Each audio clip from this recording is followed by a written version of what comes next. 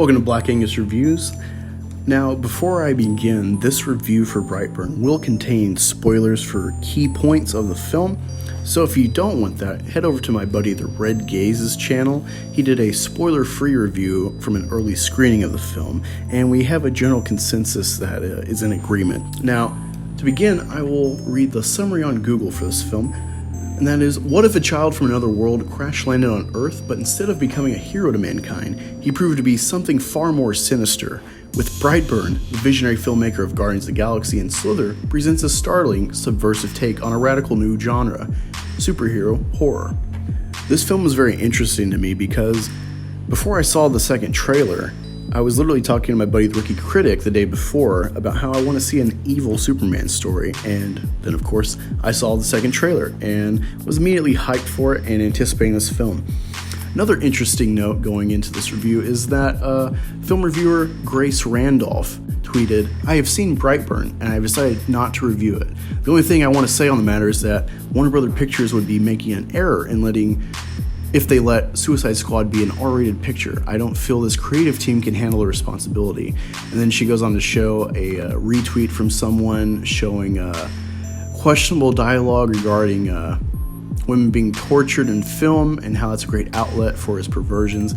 And so I assume that Grace, with her libtard perspective when it comes to representation, which echoes a lot of bigotry of the left, that perhaps she could not handle females being brutalized and killed in a film about a villain. Now, an interesting thing about this film, aside from James Gunn and I assume his family or brothers, what have you, being attached with writing this film, is the $7 million budget. I really think that they utilized every penny effectively and gave a great film, given that budget and the ambition of the story.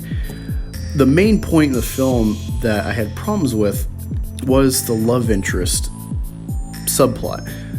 There's a girl in the class that, after this Brandon character, who is our Superman stand-in, shows his nerdy nature and clearly other boys tease him for it and he's at odds with them, she reaffirms that, hey, geeks rule the world, don't worry about it. And so you get a hint of, oh, there's something budding here between them. And he takes it a bit too far and starts to stalk her, kind of like a creepier take on Twilight with Edward popping in the room. And so this makes her uncomfortable with him, to say the least. And eventually they do a trust fall exercise that doesn't end well for Brandon, so he retaliates by breaking the girl's wrist and becoming at odds with her parents, the mother particularly.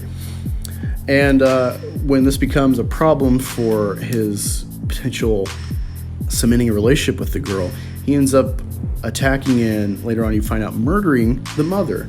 And I think this is where the writers really drop the ball, because this has hints of something like Bates Motel, where you see sexual awakening to some degree being the beginning catalyst for a tortured or corrupted soul, like Norman in that show or Brandon in this. And that ties together with the motivation that is unclear or lacking in this film. It's unclear whether Brandon is not in control of himself, because there's multiple scenes where they show his original spacecraft that brought him to Earth kind of pulsating and drawing him in like a moth to flame, and that he's entranced by it and not really thinking clearly, and speaking the tongue of, I assume, his native homeworld, and later on decoding what that message is. But there's other points where it seems he's completely aware and fine with a callous murder of multiple family members. And so, yeah, that unclearness, if you will, that vagueness behind his motivation and whether he's in control of himself or not is what really brings the score down for me in an otherwise pretty good film. I'd also say it's too short. It's only a 90-minute film, so you'll get through it well, and it's pretty well paced, but they could definitely use another 30 minutes to flesh out this story, but perhaps they ended that way with a bit of a cliffhanger and also budget constraints. The other thing that's interesting, aside from the dilemma narratively that they give you, it's unclear if he's evil by choice or by origin, is he's not just a Superman stand-in. There's hints of Magneto in his character. He starts to realize when he finds his powers that he's embodied with, he starts to get this idea that he's far superior over normal humans, including his parents. And I thought that was interesting, but I'm also surprised because there seems to be a lot of SJW backlash to this film, at least with Grace Randolph, given the brutality against women characters. You think they might like this because it's a white male villain who is thinking he's superior, and they could definitely extrapolate that for their own political narrative. Maybe they'll realize this and try to use it that way. We'll see. The other thing that's interesting is the new superhero horror genre that's hinted at in this film. We've had hints of that, I would say, with the representation of Scarecrow in Batman Begins and Blade and the Hellboy universe. But never, I don't think, anyone going full force with presenting a superhero in a horror light. And it's interesting because Todd McFarlane, who's going to be directing the Spawn reboot, is going to make, from what I understand, Spawn a horror element for this story. And so maybe we're getting a hint at what that could entail and if you'll like it or not. I really enjoyed the gratuitous gore that was allowed in this film, both with Brandon flying and throwing people and whatnot, smashing them, and using his laser eyes on his father. It's pretty well done, and yeah, again, it's surprising how small the budget is. I really want to see what these guys can do if they have, say, $50 million for this type of film. And going off of that, there's an end credit scene right after the title with actor Michael Rooker, known for Yondu, who's had a history with James Gunn. He plays a sort of Alex Jones type personality on YouTube, and he hints at other characters while you're seeing footage of Brandon destroy Brightburn, revealing himself. And so it's unclear if this will be a sort of Legion of Doom type origin, if they'll be in cahoots, or if he'll be at odds with this Aquaman and Poseidon type character and this witch character as well.